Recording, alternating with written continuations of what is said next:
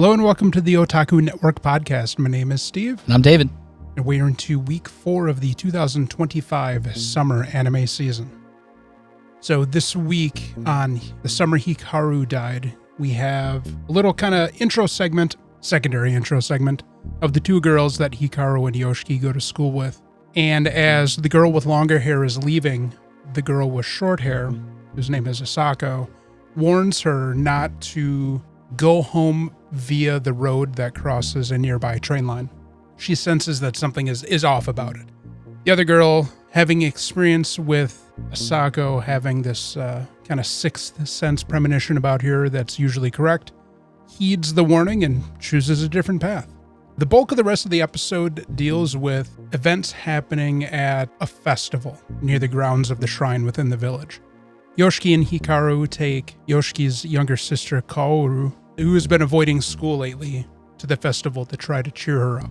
When they overhear some adults commenting about her avoiding school, Hikaru comes up with an idea of getting shaved ice to try to cheer her up. So they head off to get the shaved ice, which is actually within the grounds of the shrine itself. Meanwhile, the couple of village elders who have been dealing with the exorcist Tanaka are continuing to convene and discuss the plight that they're dealing with. They bring up the idea that whatever is historically been trapped on the mountain has been there for around 300 years, and Hikaru's family has been the ones kind of in charge with maintaining its imprisonment, you could say. And they fear that since Hikaru's father died at such a young age, they suspect that Hikaru was not given the proper information to continue the family's ritual. Tanaka joins them and starts probing into them about the eccentricities of the village and everybody's kind of rural quirkiness. Before he can really drag any kind of information out of them, a barrier he had set up around the shrine triggers as it prevents Hikaru from entering the grounds. Right away, Hikaru just kind of comes up with an excuse and leaves the scene, understanding that it may have been something that alerted people that are looking for something and could present an issue with his existence. So he wanders off to the riverside, and eventually Yoshiki shows up with some shaved ice, and they have a discussion about how and when Yoshiki figured out that the Hikaru before him is not the real Hikaru, and Yoshiki relays the tale of how he went out against everyone's suggestion during the initial search for Hikaru and came upon his body on the mountain. Yoshiki knew that Hikaru was dead pretty much from the beginning. Tanaka comes to the barrier to inspect it and is a bit puzzled as to how the thing they're chasing after is hiding itself so well among the population, given apparently the being that he's searching for or suspected, its normal form is monstrous.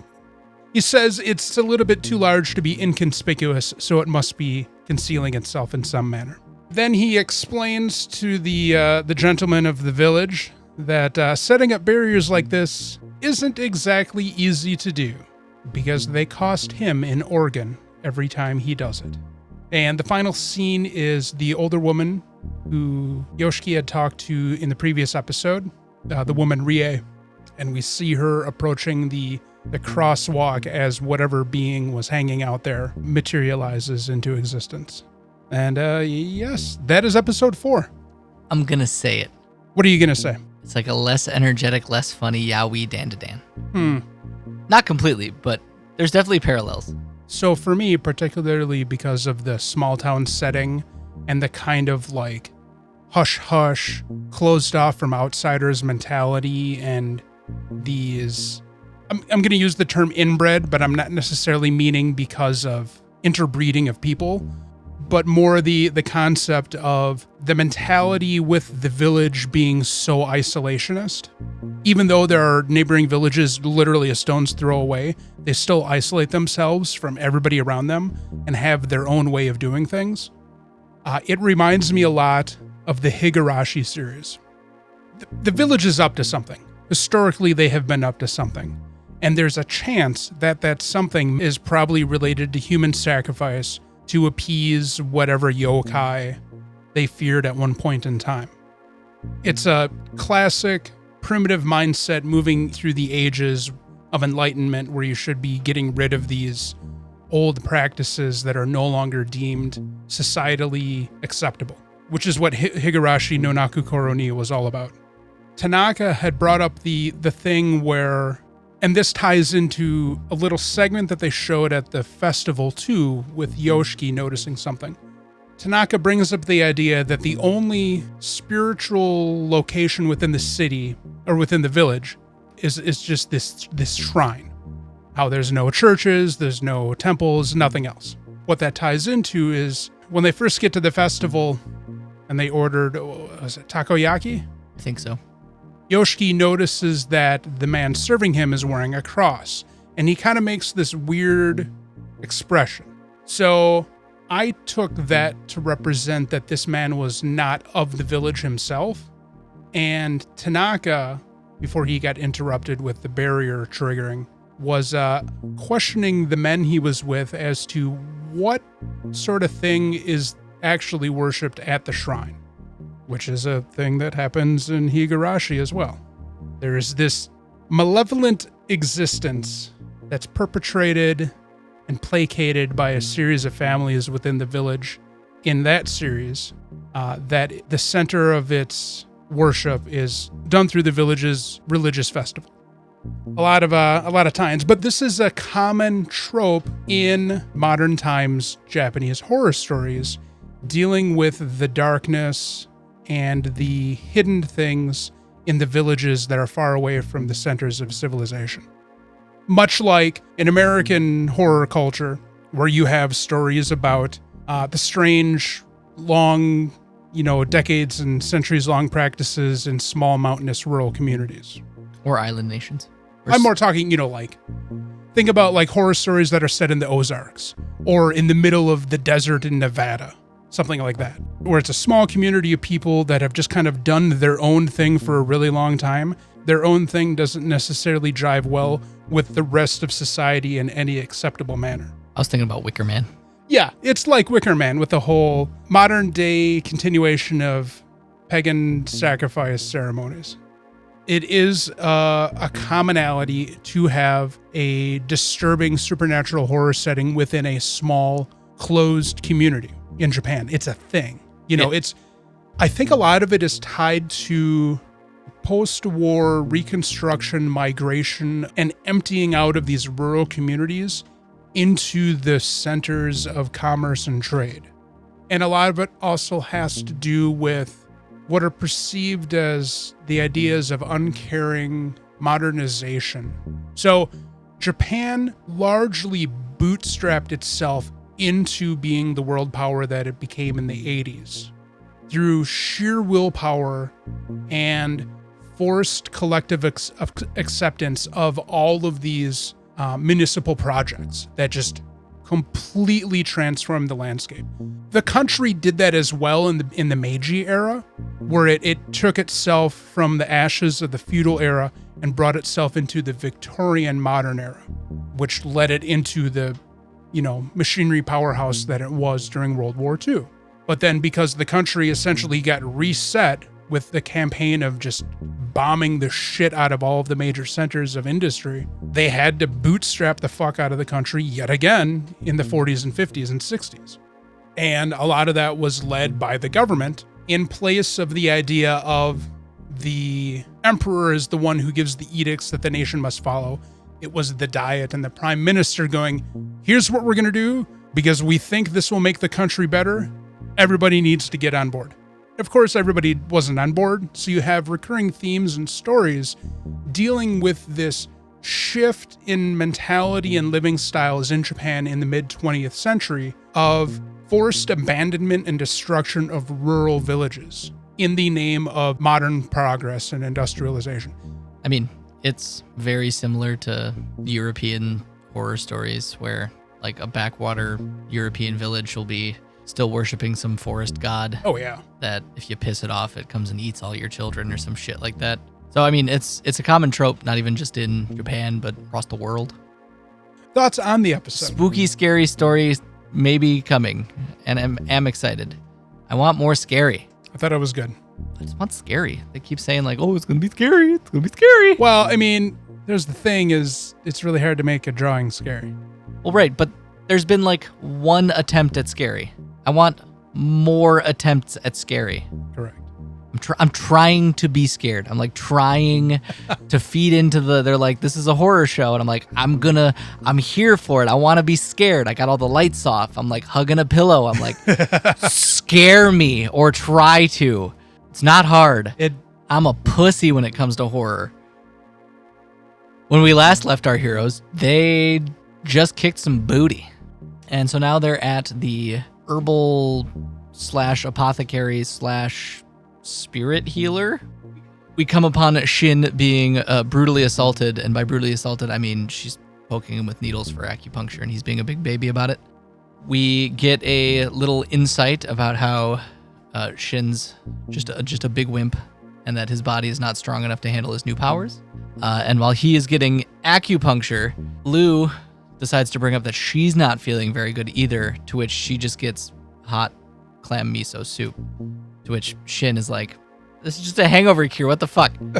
And while the two of them are fucking around, and by fucking around I mean Lou is poking Shin's acupuncture needles, Taro gets an acupressure treatment from good old Grandma Mira, who reads him like a book.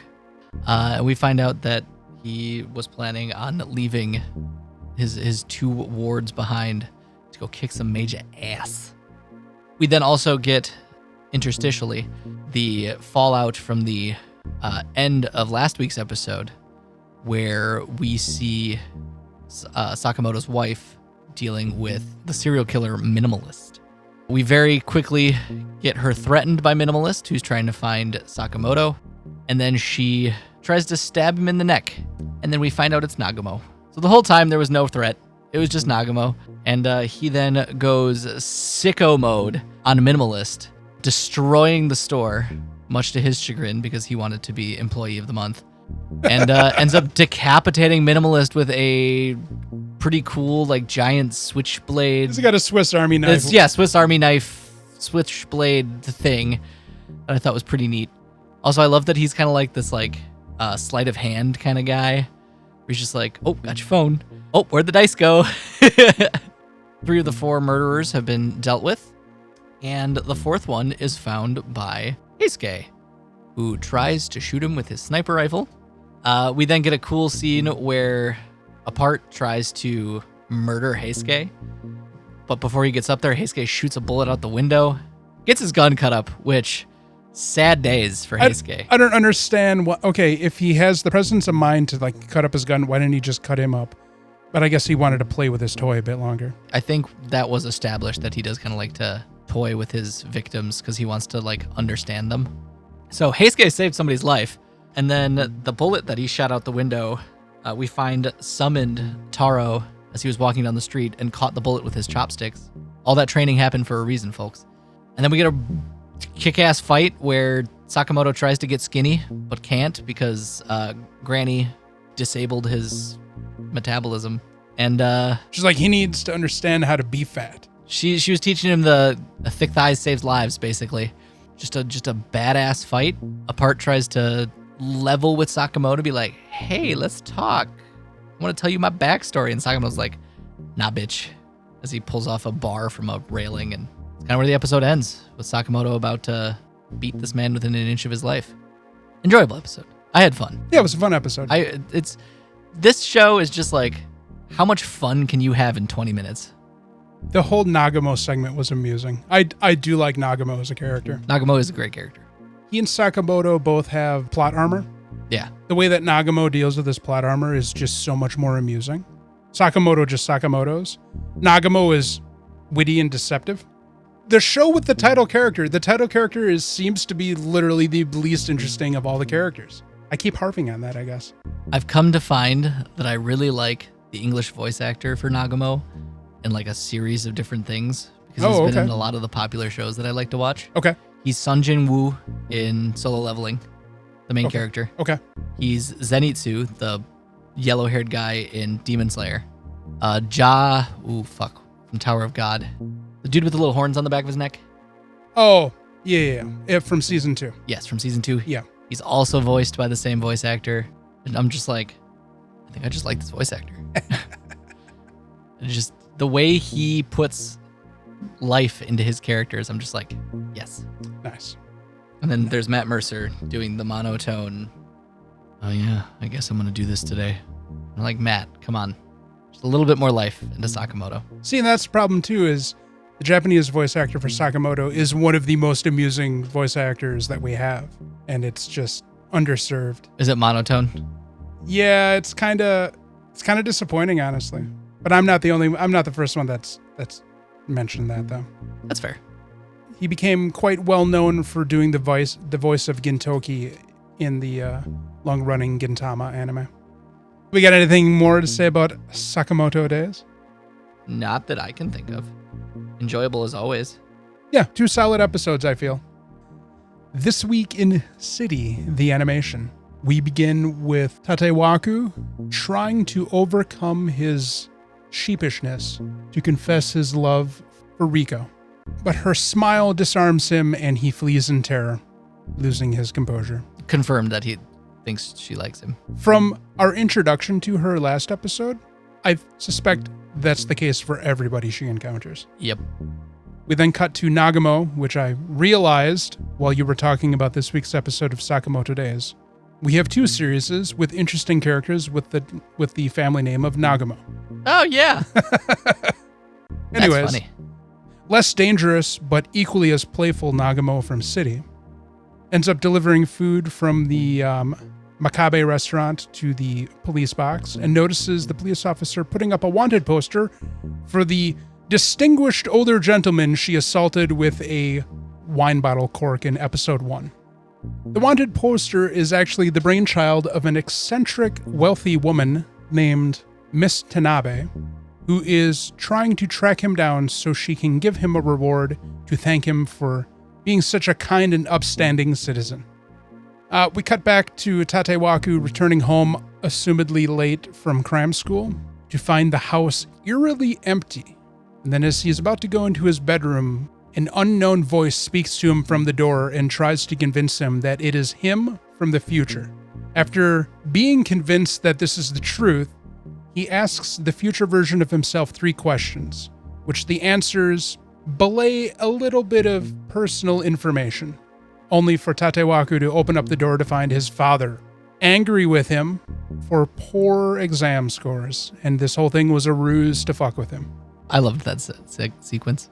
Out delivering more food, Nagamo inadvertently runs into Miss Tanabe, saving her parasol from danger and destruction, I guess, from a strong wind.